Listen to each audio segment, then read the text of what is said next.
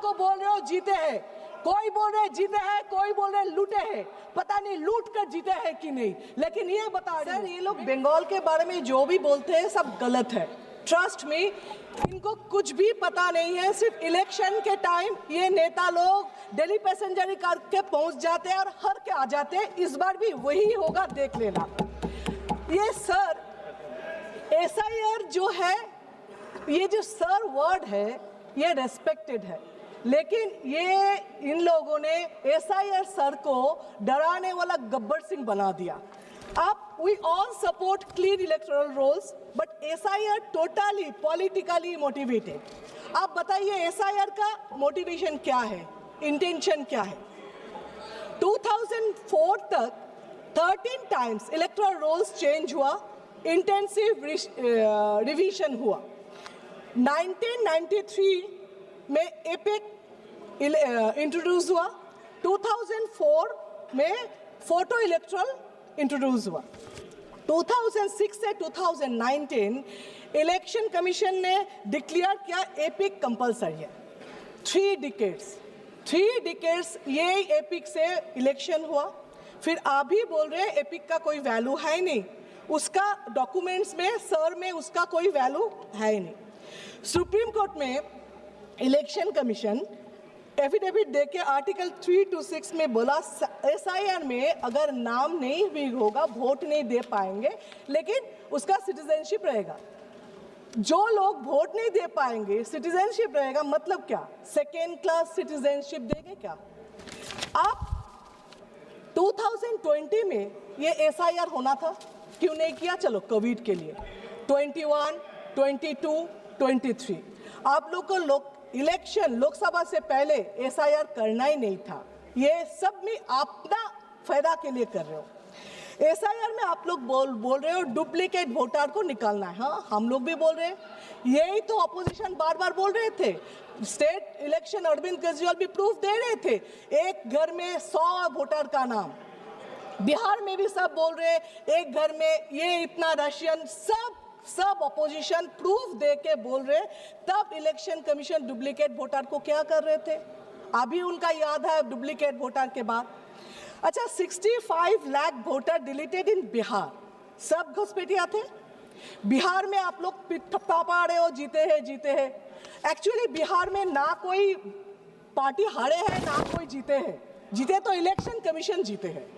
अभी आपका उसमें सबसे फेवरेट नारा क्या बिहार का पता है? इलेक्शन से पहले 10,000, इलेक्शन से पहले 10,000, इलेक्शन के बाद बुलडोजर, ये सबसे ज्यादा नारा है। आप नागरिक का बात करते हो, सिटीजनशिप, इलेक्शन कमीशन घुमा फिरा के आप सिटीजन हो कि नहीं ये बता रहे। आप कौन होते हो? संविधान में कौन सा धारा में आप बता रहे हो? आपका पावर क्या है सिटीजनशिप देना लेना नहीं हो ये बताने के लिए? इसके लिए दूसरा authority national register of citizen होना चाहिए था, वो है ही नहीं। यहाँ पे इस देश में आइन है, डेमोक्रेसी है, संविधान है, बहुत सारे अथॉरिटीज है जो अलग अलग काम करना है, जिसको काम देना है, लेकिन नहीं, ये तो एक ही अथॉरिटी जो जुडिशियल से लेके सब कंट्रोल करेंगे। उसमें जितना करप्ट को करना है, करप्शन करना है, करेंगे। इसीलिए एक ही अथॉरिटी रहना है, सबको पावरलेस करना है। आप बोल रहे हो जो जनगणना 2011 में हुआ, 21 में, उस टाइम भी कोविड थे, लेकिन उसके बाद भी इतना साल निकाल गया, आपने तो किया नहीं। क्यों नहीं किया? उसका सर्वे जब स्टार्ट किया था, क्या रिपोर्ट आया जिसमें आपने बंद कर दिया? अगर बोले टाइम नहीं है, इलेक्शन आ गया, तो SIR 3 महीने में आप कर रहे हो, प्रेशर दे के लोग को मार रहे हो। 50 आदमी वहां पे BLO मर गए, जो खुद बोल के सुसाइड नोट पे लिख कर गया इलेक्शन कमीशन के नाम पे। फिर भी आपका रिस्पॉन्सिबिलिटी है नहीं, आप नहीं ले रहे हो। फिर 3 महीने में आपको करना है, लेकिन उस टाइम नहीं करना। आइडेंटिटी कार्ड, परिचय पत्र, वो तो एक ही होना चाहिए। आप इतना 11 ऑप्शन दे रहे हो, उसमें एक होने से क्या दिक्कत था? इतना दिन में क्यों नहीं किया आपने? रोहिंग्या बांग्लादेशी, आप क्या बोल रहे हो? पश्चिम बंगाल बॉर्डर एरिया है, उसमें घुस रहे, ठीक है। तो फिर ये लॉजिक में मिजोरम, नागालैंड, आसाम, मेघालय, त्रिपुरा, वो भी तो है, वहाँ पे SIR क्यों नहीं है? क्यों सिर्फ बंगाल? क्योंकि 26 में इलेक्शन है।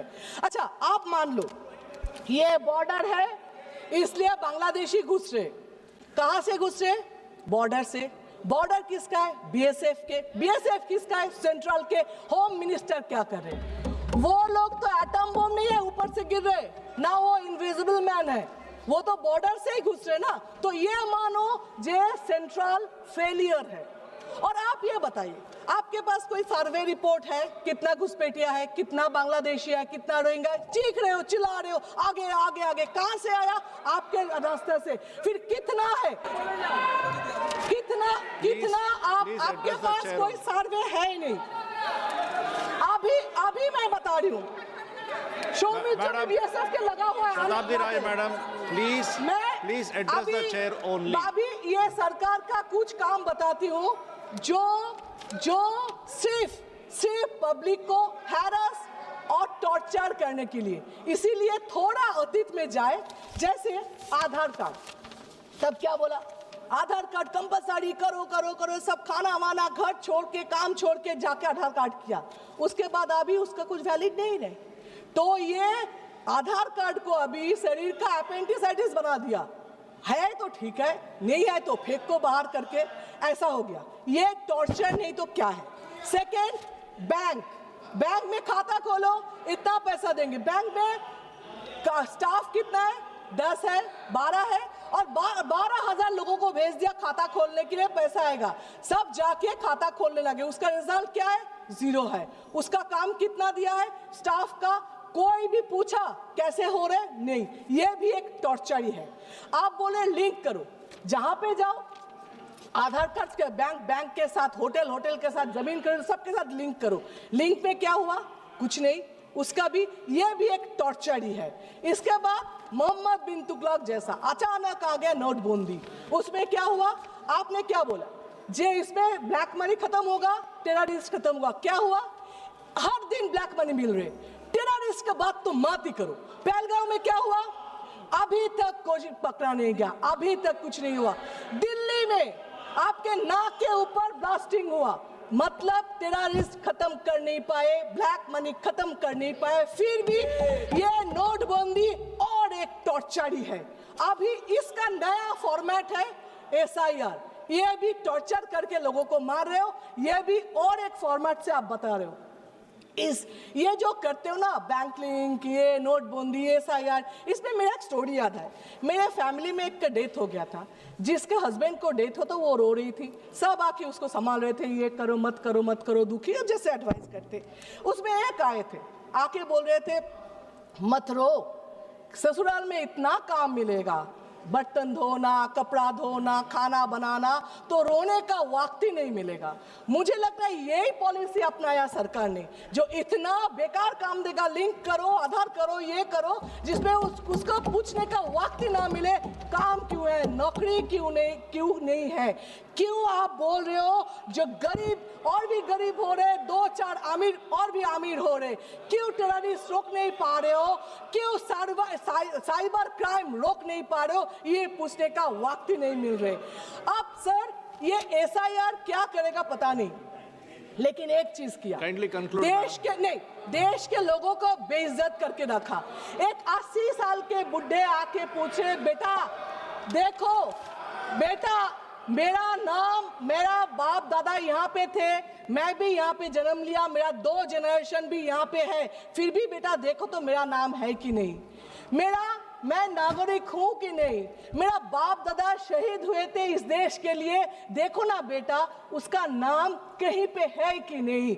ये जो शर्म की बात है, ये शर्म देश कभी पहले देखा नहीं। Please conclude. आप बताएं, इलेक्शन कमीशन ने वो जो 3 बातें थी ना, गलत बात नहीं सुनेंगे, गलत बात नहीं देखेंगे, गलत बात नहीं करेंगे, इसका नया फॉर्मेट लिया। क्या अपोजिशन जो भी करे उसको नहीं सुनेंगे? अरे वोट चोरी हो रहे नहीं देखेंगे, आप कुछ बोलो क्यों न्यूट्रल नहीं हो वो नहीं सुनेंगे। एक्चुअली ये जो बोल रहे हैं न्यूट्रल, उनका इलेक्शन कमीशन का पावर है, नहीं तो पूछ रही हूँ, वो तो कोई धन्यवाद, कोई पार्टी के लिए तो नहीं है ना इलेक्शन कमीशन। किसका बॉन्ड इलेक्शन कमीशन किसी का बॉन्ड लेबर तो नहीं है। इलेक्शन कमीशन कोई पार्टी को जिताने के लिए, हराने के लिए शपथ तो नहीं लेते, ऑफिशियली अनऑफिशियली पता नहीं है। आप लोग बोल रहे हो जे फिर भी इलेक्शन कमीशन के ऊपर दाग इतना क्यों लग रहे, क्यों क्वेश्चन मार्क आ रहे, ये तो आप बताओ।